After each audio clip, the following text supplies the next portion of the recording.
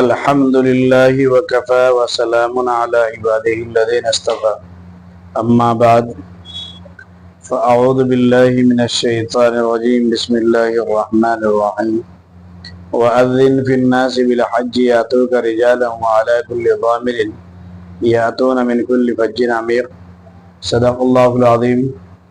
ناظرین، یہ ہمارا دوسرا حصہ ہے حج سے متعلق۔ پہلے حصے میں آپ کے سامنے یہ ذکر کیا گیا تھا کہ بیت اللہ کی تعمیر اور حج دونوں کی ابتدا کیسے ہوئی، اس سے متعلق دو چار باتیں عرض کی گئی تھی۔ چنانچہ حج یہ انسانوں سے ہی شروع نہیں ہوا، یہ اور بیت اللہ شریف کا طواف یہ بھی انسانوں سے شروع نہیں ہوا۔ ابھی میں کتاب دیکھ رہا تھا معلم الحجاج، وہاں ایک حدیث لکھی ہے کہ جب سب سے پہلا طواف حضرت آدم علی نبینا علیہ الصلاۃ والسلام نے کیا بیت اللہ کا، تو جبریل امین تشریف لائے اور انہوں نے آ کر کے کہا کہ حج بیت اللہ کا ابھی سے نہیں ہوا، بلکہ 7,000 سال پہلے سے فرشتے اس بیت اللہ کا طواف کر رہے ہیں۔ جیسے ناظرین میں نے پہلے حصے میں بھی عرض کیا تھا کہ بیت اللہ کی بنا میں، بیت اللہ کی تعمیر میں اختلاف ہے کہ سب سے پہلے تعمیر فرشتوں نے فرمائی بیت اللہ کی، اور پھر آدم علیہ الصلوۃ والسلام کے ذریعے تعمیر ہوئی۔ تو اگر اس روایت کو جبریل امین کی جیسے میں نے ابھی ذکر کیا ہے سامنے رکھیں تو بات سمجھ میں آ جاتی ہے۔ ایک روایت پہلے حصے میں ذکر کی تھی جس میں تقریباً 2000 سال کا ذکر ہے، اور یہ روایت ہے صاحب معلم الحجاج نے اس کو نقل کیا ہے کہ جبریل نے آدم علیہ السلام سے آ کر کے کہا کہ یہ پہلا حج نہیں ہے، بلکہ ہم یعنی فرشتے 7,000 سال سے لگاتار بیت اللہ کا طواف کرتے آ رہے ہیں۔ ایک بات تو ناظرین ہی ہے، اور دوسری بات یہ ہے کہ حج یہ مستقل قدیم زمانے سے چلا آ رہا ہے، جسے میں نے ابھی ذکر کیا، اور غیر مسلم لوگ بھی بیت اللہ کا طواف بھی کرتے تھے، حج بھی کیا کرتے تھے۔ یہ الگ بات ہے کہ انہوں نے دین ابراہیمی کے مسخ ہونے کی وجہ سے ان لوگوں نے اس کے اندر خرافات کو داخل کر دیا تھا۔ چنانچہ قرآن کریم کہتا ہے وَمَا كَانَ صَلَاةٌ عِندَ الْبَيْتِ إِلَّا مُقَامُ وَتَصْدِيَةٌ، کہ ان کی نماز بیت اللہ کے پاس یہ سیٹی بجانا ہوا کرتی تھی اور دوسری چیزیں ہوا کرتی تھی۔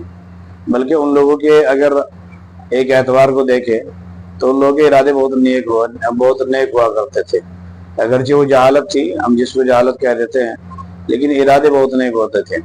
چنانچہ کتابوں کے اندر لکھا ہے کہ وہ لوگ ننگے طواف کیا کرتے تھے بیت اللہ کا، ننگے۔ اگرچہ مسئلہ یہ نہیں ہے، آج بھی مسئلہ یہ ہے کہ اگر کسی آدمی کے پاس ناپاک کپڑے ہوں اور پاک کپڑے اس کے پاس کوئی ہو ہی نہیں تو مجبوری میں انہی کپڑوں کے ساتھ نماز پڑھ لے، بعد میں نماز کا اعادہ ہوگا یہ نہیں، وہ تو بعد کا مسئلہ ہے، لیکن لکھا آدمی ننگا نہ نماز پڑھے، بہتر یہی ہے، اور اگر پڑھے تو تاریکی میں پڑھے۔ لیکن وہ لوگ بھی کہا کرتے تھے کہ جن کپڑوں کو ہم نے سود سے، دوسری چیزوں سے حاصل کیا، ہم ان کو پیر کر کے اللہ کے پاکیزہ گھر کا طواف نہیں کرتے۔ تو یہ ان کی نیک نیت تھی، اگرچہ جہالت تھی لیکن نیتیں ان کی وہاں پہ نیک تھی۔ ناظرین، تو زمانے جاہلیت میں بھی حج ہوا کرتا تھا باقاعدہ، حاجیوں کو پانی پلانا، حاجیوں کی خدمت کرنا، یہ سلسلہ قدیم زمانے سے چلا آ رہا ہے۔ ایک دوسری بات ناظرین یہ بھی سمجھ میں آئی کہ ہندوستان ہی ہمارا پیارا ملک سب سے پہلے وہ ملک ہے جس کو سب سے پہلے انسان کے حاجی ہونے کا شرف حاصل ہے۔ چنانچہ جس نے سب سے پہلے حج کیا وہ سیدنا آدم علیہ السلام تھے، اور آدم علیہ السلام انڈیا کے اندر اتارے گئے، اور یہی سنگل دیپ کے پہاڑوں پر آپ کا مزار ہے۔ اور اگر الگ چیز ہے کہ وہ جزیرہ مالدیپ کے اندر چلا گیا ہے، تقسیم ہو گیا ہندوستان سے، لیکن پہلے وہ متحدہ ہندوستان کے اندر ہی تھا۔ تو سب سے پہلا وہ بندہ جس نے حج کیا وہ ہندوستان سے چل کر کے کیا، سیدنا آدم علیہ نبینا علیہ السلام کی شکل میں۔ تو سب سے پہلے حاجی بھی ہندوستان کا ہی ہوا اس اعتبار سے۔ اس کے بعد دوسرا نمبر آتا ہے بنا بیت اللہ کا۔ बिना बैतुल्लाह के बारे में मैंने आपको दो बातें पहले बताई दी है कि पहले फरिश्तों ने तामीर की है और फिर उसके बाद हज़रत आदम अलैहिस्सलाम ने की। फिर उसके बाद मुस्तकिल जो है ये हज़रत इब्राहीम अलैहिस्सलाम ये तूफ़ान नूह के अंदर ये बुनियादें उठा ली गई। तो इब्राहीम और इस्माइल अलैहिस्सलाम के ज़रिए बैतुल्लाह की जो है ना मुस्तकिल तामीर कराई गई, बुनियादों के ऊपर से उठाया गया। इसीलिए कुरान करीम कहते हैं इब्राहीमुल क़वाइद मिनल बैति व इस्माइल, कि इब्राहीम और इस्माइल बुनियादों के ऊपर से उठा रहे थे। इब्राहीमुल क़वाइद मिनल बैति व इस्माइल, कि बैतुल्लाह की दीवारें उठा रहे थे इब्राहीम और इस्माइल अलैहिस्सलाम। उसके बाद बैतुल्लाह तामीर हुआ, अलाउंस हुआ। चुनाचे अल्लाह तबारक व तआला ने मुस्तकिल, और एक रिवायत नाज़िल में भी है, बीच में याद आई, एक रिवायत ये भी है कि बैतुल्लाह जब बनाया गया तो ज़मीन की इब्तिदा बैतुल्लाह के बनने से ही हुई, और इसीलिए फरमाया ज़मीन जो फैलाई गई सबसे पहले वो बैतुल्लाह से ही फैलाई गई, यानी वहीं से फैलाई गई। चूँकि मक्का ज़मीन के बिल्कुल बीचों बीच में है, वस्त में है, दरमियान में है, जिसको नाभि कहा जाता है। तो पहले वहाँ पे पानी का बुलबुला था, वो किसी ने लिखा है, और फिर वहीं से जो है ना पूरी ज़मीन को फैलाया गया। तो ज़मीन फैलनी शुरू भी वहीं से हुई, ज़मीन बननी शुरू भी वहीं से हुई। अब उसके बाद आते इब्राहीम अलैहिस्सलाम के ऐलान पर, जब बैतुल्लाह बनकर तैयार हुआ तो अल्लाह तबारक व तआला ने हुक्म दिया कि इब्राहीम तुम लोगों में ऐलान करो कि अल्लाह के घर का तवाफ करे। तो इब्राहीम अलैहिस्सलाम ने कहा मौला आवाज़ कैसे पहुँचेगी?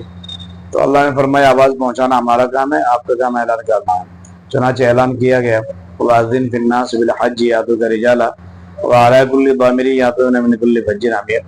शेख ज़करिया रहमतुल्लाह अलैह लिखते हैं कि आज के ज़माने में लासल्कियों के ज़रिए, ये उस वक़्त था जब वायरलेस वगैरह चलती थी। हमारे ज़माना तो और भी प्रोफेशनल एडवांस ज़माना हो गया है। मोबाइल फ़ोन हर आदमी की जेब में पड़ा हुआ है, ब्लूटूथ पड़ा हुआ है, कानों से लगा हुआ है।